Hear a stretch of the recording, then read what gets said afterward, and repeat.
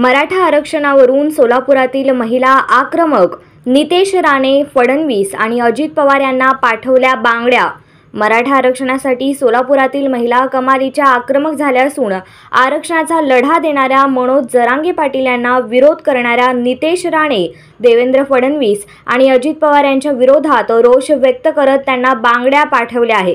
नितेश राणे, फडणवीस आणि अजित पवार, तुम्हाला बांगड्या कमी पडत असतील तर साडी चोळी देखील आमच्याकडे तयार आहे, असा इशारा मराठा समाजातील महिलांनी दिलाय। आमची मागणी अशी आहे की जरांगे पाटलाला सगळ्यांनी पाठिंबा दिलाच पाहिजे।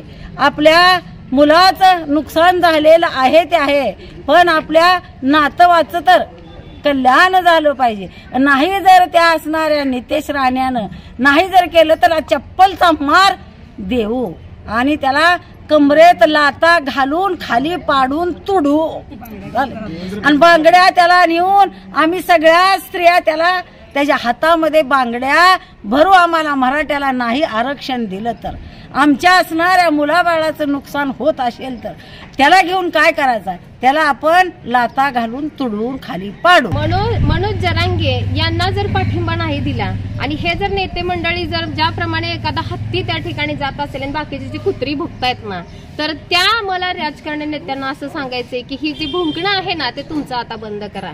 कारण एका या जरांगे पाटलाच्या मागे असा लाखो समाज जर त्या ठिकाणी उभा असेल, अरे तर तुमच्या कुत्र्यांना कोण त्या ठिकाणी भीक घालणार आहे। ही पुन्हा एकदा गोष्ट, मराठ्यांना आरक्षण मिळणं ही खूप आणि खूप महत्वाची बाब आहे आणि यामध्ये हे आरक्षण आम्हाला मिळणं हे अत्यंत गरजेचं आहे। मी मराठा आहे, माझ्यासोबत लाख मराठा आहेत, तर हे आरक्षण इतकं गरजेचं का आहे? कारण आतापर्यंत ही आमची तिसरी पिढी आहे। 67 पासून हे मराठ्यांचा आरक्षणाचा लढा हा सतत सुरू आहे, तर आता या तिसऱ्या पिढीपर्यंत हे आम्ही इतकं वेट करायचं, इतकं थांबायचं, हे आता आमच्या बुद्धीला हे पटणारं नाहीये। तर स्वराज्याची निर्मिती शिवाजी महाराजांनी केली, आता या ठिकाणी खरं नव्याने स्वराज्य निर्माण करायची वेळ येऊ नये, तेव्हा मराठ्यांना आरक्षण जर नाही दिलं तर आम्हाला कुठले नेते माहित नाहीत, कुठले मंडळी माहित नाहीत, कुठलंही राजकारण माहित नाहीये, तर मराठा समाज हा स्वराज्याची निर्मिती करण्यासाठी पुन्हा एकदा उभा राहील, हे इथं मला 3 वेळा हे सांगावं लागेल।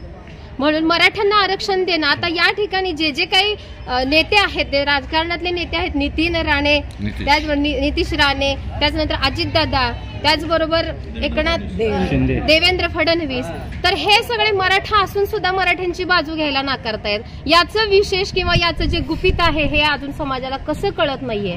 ही गोष्ट इतकी काय म्हणतात, इतकी निर्लज्जपणे अगदी हे असे कसे बसलेत, हे आता कुठेतरी आम्हाला आता सहन होणार नाहीये। आणि मी पुन्हा सांगेन की स्वतःच राज्य जर आम्हाला निर्माण करायची वेळ आले तर हा मराठा समाज मागे पुढे पाहणार नाही, मागे पुढे पाहणार नाही, मागे पुढे पाहणार नाही। गवळी वस्ती सोलापूर येथून बोलत आहे। तर सध्या आपल्या महाराष्ट्रामध्ये जरांगे पाटील साहेबांना पाठिंबा तर सर्व मराठा देत आहेत, पण मराठा समाजाला पाठिंबा देत असताना त्यामध्ये 3 नावं जी आहेत ती सगळ्यांसमोर येत आहेत। पहिलं नाव आहे नितेश राणे, दुसरं नाव आहे दादांचं आणि तिसरं नाव आहे आपले देवेंद्र फडणवीस साहेब।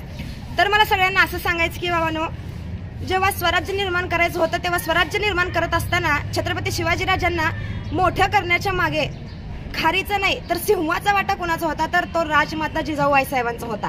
मग मला सांगा, छत्रपती शिवाजीराजांना स्वराज्य निर्माण करण्यासाठी जर राजमाता जिजाऊबाई साहेब एवढा मोठा वाटा देऊ शकत असतील तर जरांगे साहेबांना मोठं होण्याकरता आम्ही सुद्धा ताराराणी व्हायला तयार आहोत, आम्ही सुद्धा अहिल्याबाई व्हायला तयार आहोत, आम्ही सुद्धा राजमाता जिजाऊ व्हायला तयार आहोत। म्हणूनच साहेबांना, त्या नितेश साहेबांना माझी एकच कळकळीची विनंती आहे की आता एवढी मोठी मोठी माणसं बोलतायत, पण मी लहान मुलगी आहे, ही तुम्हाला आता एक कटाक्ष शब्द बोलते साहेब, जर तुम्हाला बांगड्या कमी पडत असतील तर आम्ही साडी चोळी सुद्धा तुमच्या घरी पाठवून देऊ।